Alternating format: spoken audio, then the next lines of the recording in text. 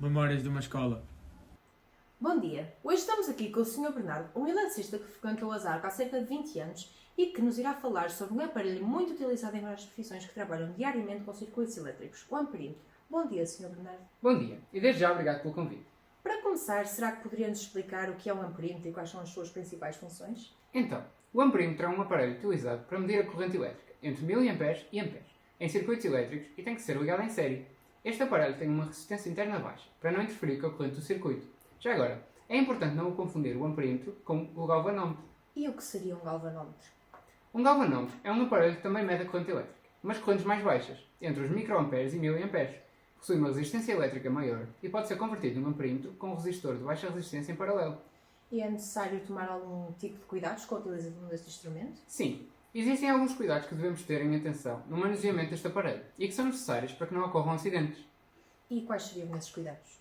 Deve-se tomar algumas precauções, como escolher a escala correta, ligar o amperímetro em série, desligar o circuito antes de fazer ligações, verificar as polaridades do circuito, terem atenção se o instrumento sobreaquece e se está em bom estado de uso.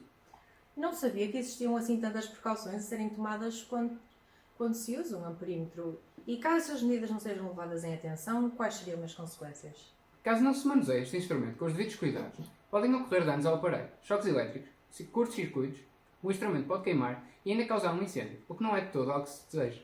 Existe alguma variedade de amperímetros ou são todos iguais? Bom, existem vários tipos de amperímetro, mas os principais são o analógico e o digital. O amperímetro analógico usa um ponteiro sobre uma escala graduada para indicar a corrente, geralmente com base no efeito de campo magnético gerado pela corrente elétrica. Já o amperímetro digital mostra o valor em um display numérico, o que facilita a leitura. Acha que poderia nos falar sobre um bocadinho sobre esses tipos de amperímetros?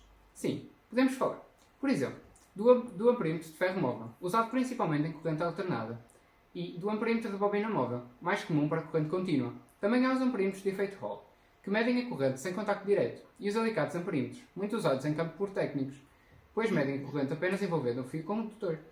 Será que poderia falar mais sobre o amperímetro de bobina móvel e o alicate amperímetro? Achei os seus nomes interessantes e gostaria de saber mais sobre eles.